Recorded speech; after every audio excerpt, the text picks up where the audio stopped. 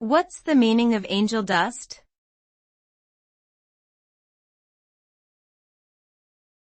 Angel dust.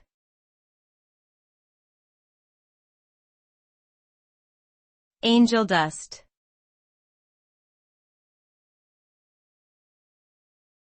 Angel dust.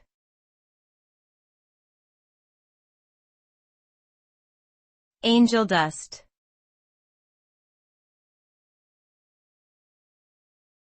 Angel dust.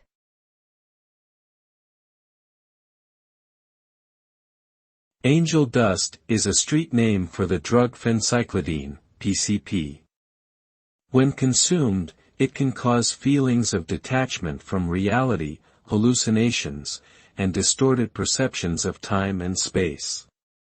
PCP can also lead to aggressive behavior, paranoia, and delusions.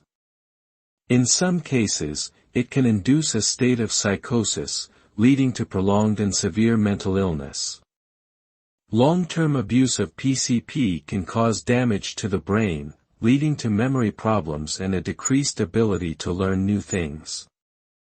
The use of angel dust or any illicit drugs is dangerous and can lead to serious health consequences.